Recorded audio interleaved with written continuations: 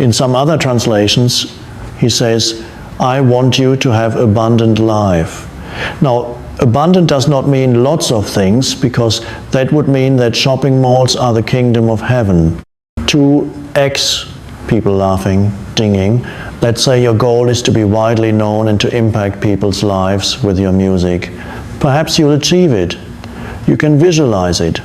Oh, by the way, when you visualize the goal that you want to achieve, it's not in the future. This is to do with manifesting. When you want to manifest something, it doesn't work very well when you think, I will be famous, I need to be famous, I want to be famous. Not good manifestation. If you want to manifest something, you have to start with the foundation. Manifestation is always the present moment. It's not the future. It works very simply. Jesus explained it in one sentence, just one sentence. Whenever you pray for something, believe that you have received it and it will be given to you. Now, the key is that he did not say believe that you will receive it, because that puts it into the future.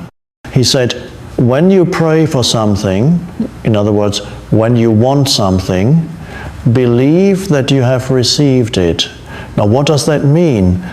You have to feel in this moment the fullness of life that is there. When you go deep enough into the being of you, then you feel there's the fullness of life, and you feel there's a sense of joyful aliveness. There's a sense of power in you, that you sense that that is the presence in you.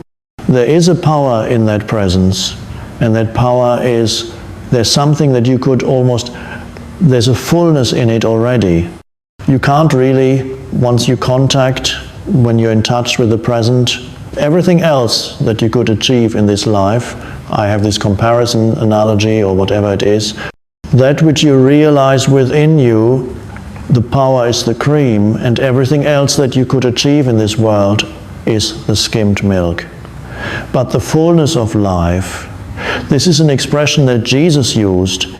He said, and these all go together, he said, I want you to have the fullness of life. In some other translations he says, I want you to have abundant life. Now, abundant does not mean lots of things, because that would mean that shopping malls are the kingdom of heaven. 2x, audience, laughing.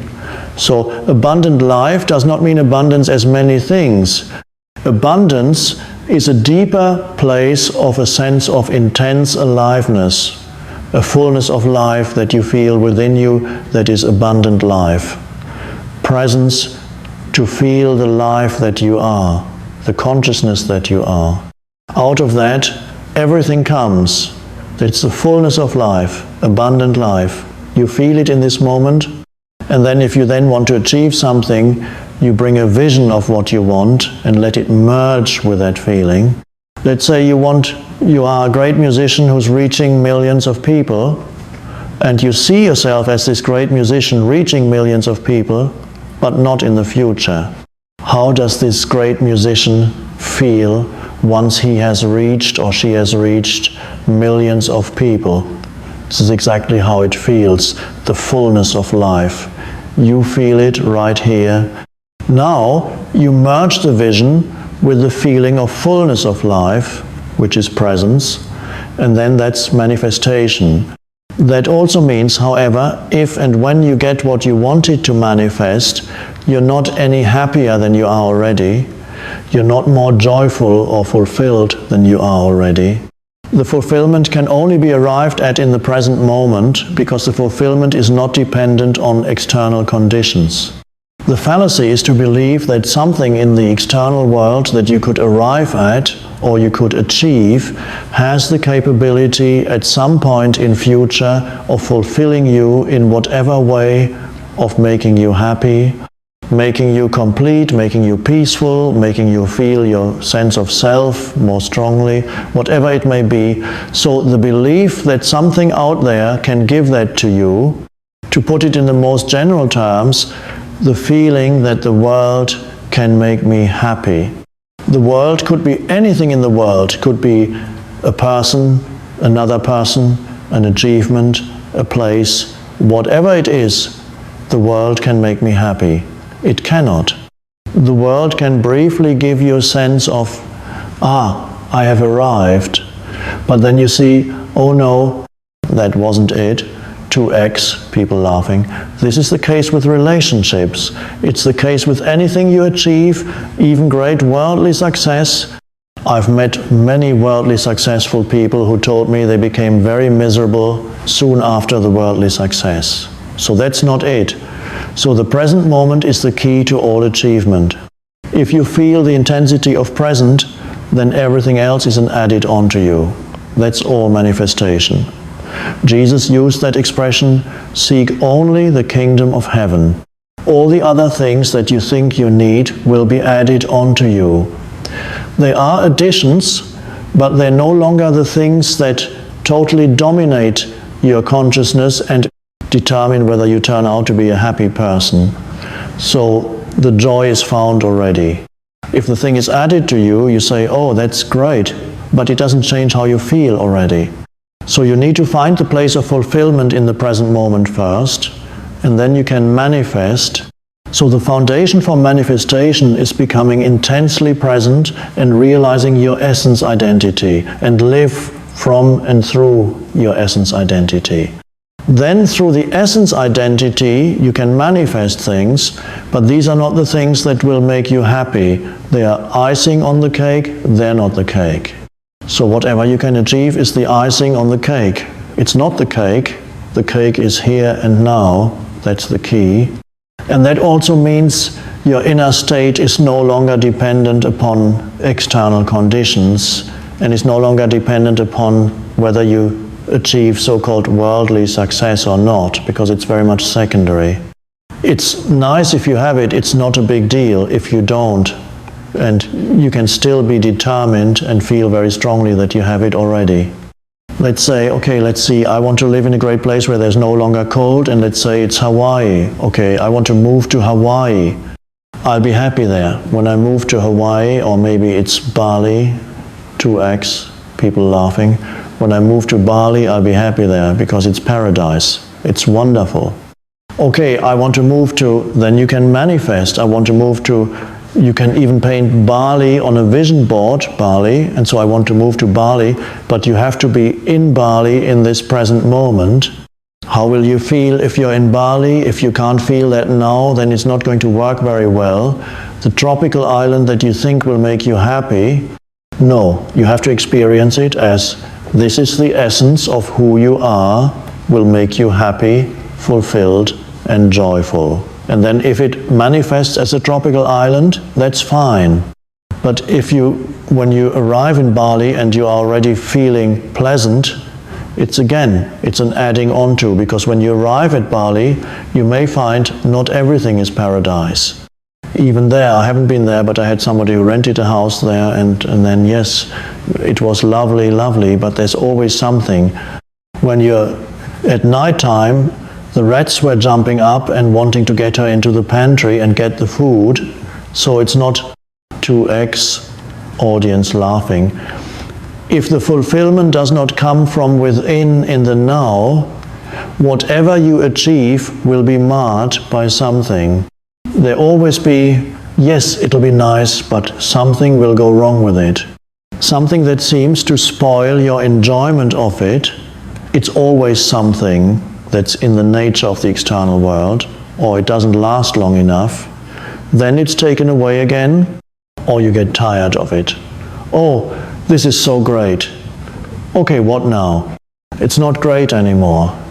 So the foundation is, there are many ways in which we can talk about it, realize your essence, identity, and there's no greater fulfillment than to realize the presence that you are, the being that you are, beyond the person, beyond the human, and then you become a full human being.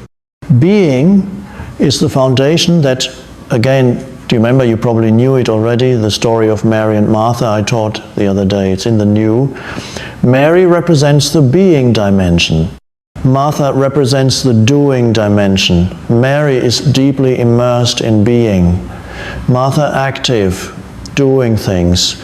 Ultimately, They're not meant to be two different people. They need to become one human who does not lose connectedness with being when he or she is engaged in doing. And so any kind of manifestation is also a kind of doing when you want to manifest something. So the wonderful thing is, you can't really fail anymore, because failure means you're terribly disappointed because you didn't get to that goal. That's all your life has just become. You worked for years and you tried, and then you didn't arrive at your goal, and then you develop the mental concept of I have failed. And whenever you give too much power to the outside world and to external conditions and to future, you will fail. Many people who are very successful temporarily in this world are also very miserable. So they fail, but within their success they fail. There are many wealthy, famous people who are miserably unhappy. There are also a few wealthy, famous people who are okay because they have discovered the deeper dimension within themselves. There are a few, but they had to go through unhappiness first and realize that's not it. I'm on the cover of all these magazines and everybody talks about me and not me. I'm just giving an example. 2x people laughing. There's not enough drama in my life for people to talk much to talk about. So remember, the foundation for manifestation is here and now, and then enjoy the doing. If you're writing a book, some of you may be writing a book or have written books already. Writing. Let's say you are. Enjoy the process of writing and always connect with the stillness within. When the flow is not there, go within. Connect with the stillness within, become present, water pouring. This inner stillness is not an absence of activity, but a state of deep peace and clarity that fuels and guides your actions. It's where true creativity flows from, unhindered by the noise of the ego and the incessant demands of the external world. By connecting with this stillness, you tap into a reservoir of energy and wisdom that allows you to approach your work with a sense of purpose and joy, making the process itself fulfilling, regardless of the outcome. This profound connection to the present moment and the realization of your essence identity is not merely a philosophical concept, it is a transformative practice with tangible effects on your life. When you anchor yourself in the now, you dismantle the illusion that happiness resides in the future, in the attainment of external goals. This shift in perspective liberates you from the relentless striving and the anxiety that often accompanies the pursuit of worldly success. Instead of being driven by a perceived lack, you operate from a place of innate completeness and abundance. Consider the implications of this on your aspirations. If your goal is to impact millions with your music, the traditional approach involves a focus on future fame, record deals, and critical acclaim. This can lead to frustration, disappointment, and a sense of inadequacy if these external markers of success are not immediately forthcoming. However, when you embody the principle of present moment manifestation, the focus shifts. You are not waiting to become a great musician. You are already experiencing the fullness of life that would be present if you were that musician impacting millions. You are feeling the joy, the connection, the creative flow now. This doesn't mean you become passive. On the contrary, this feeling of abundant life fuels your actions. You are inspired to practice, to create, to share your music, not out of a desperate need for recognition, but out of the overflowing joy of expression that is already within you. This internal state of fulfillment acts as a powerful magnet. When your energy is aligned with the feeling of having already achieved your goal, the feeling of abundant life, you naturally attract the circumstances, opportunities, and people that resonate with that vibration.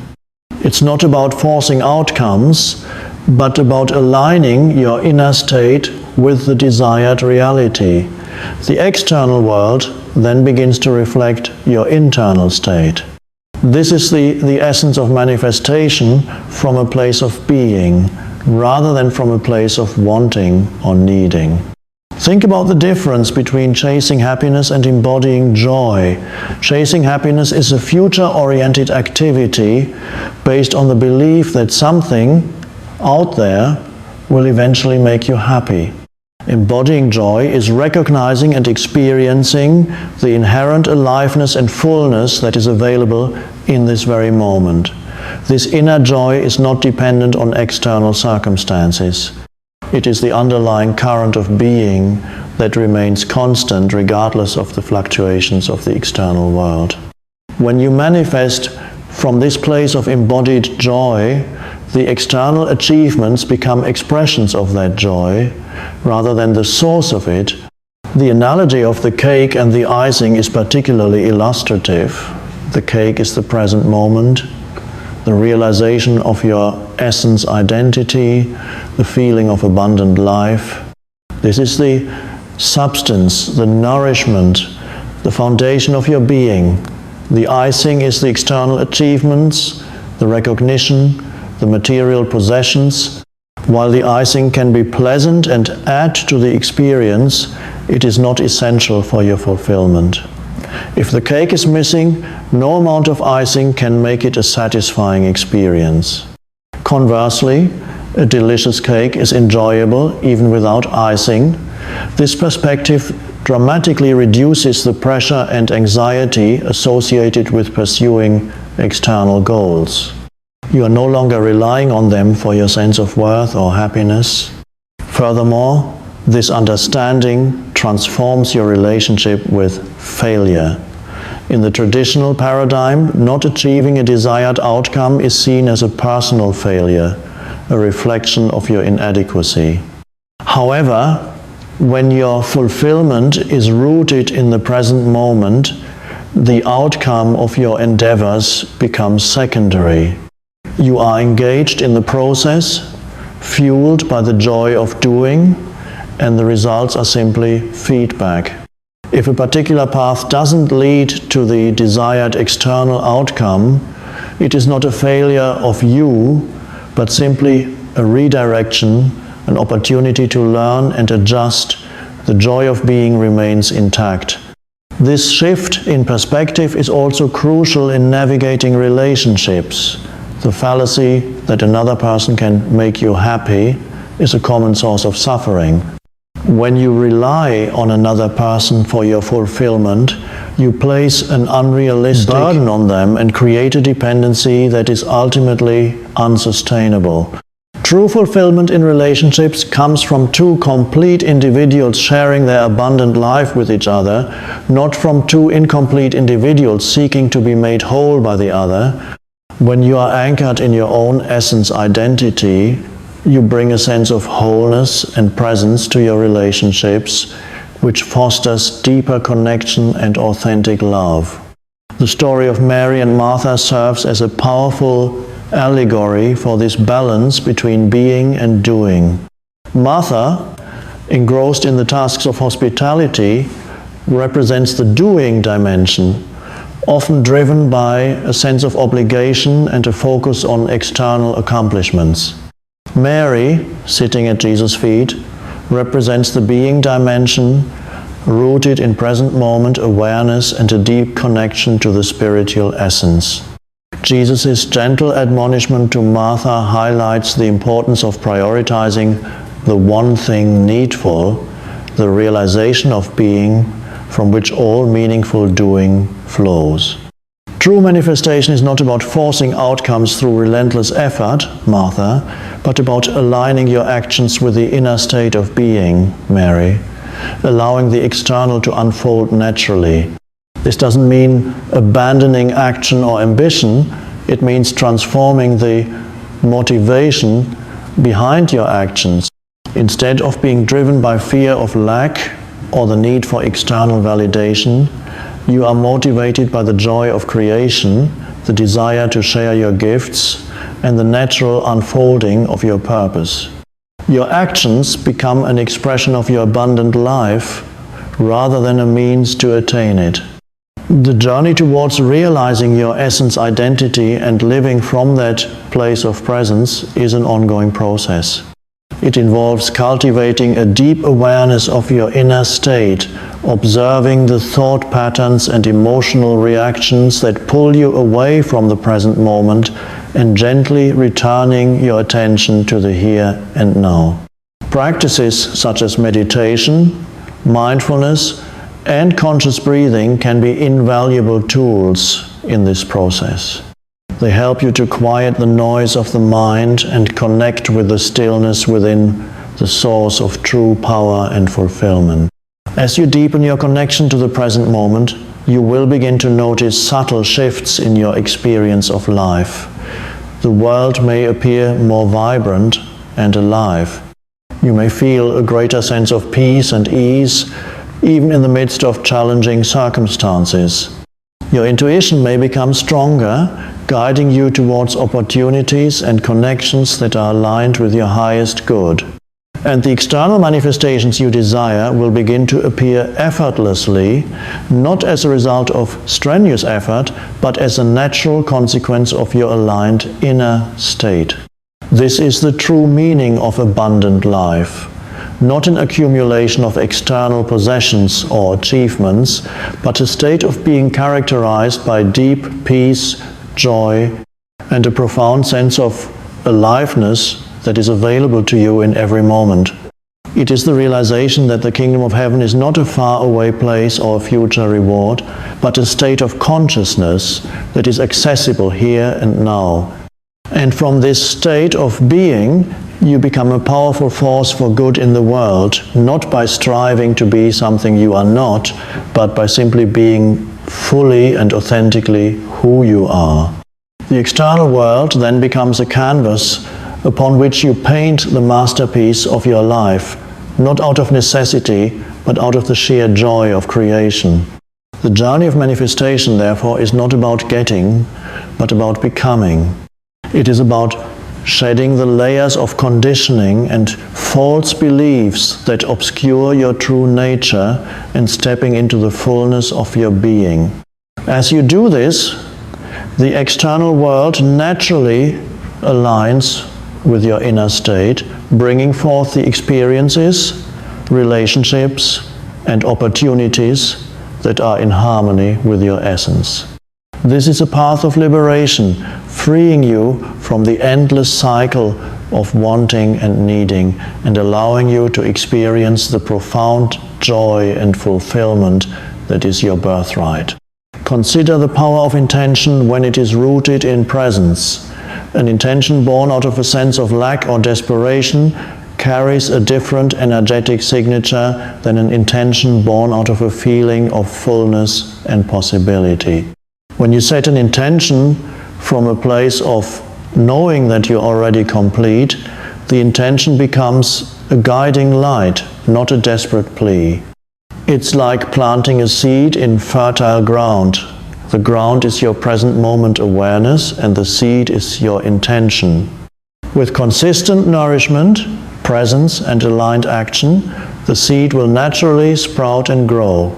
The challenges you encounter on your path are not obstacles to your manifestation, but opportunities for deeper integration of these principles.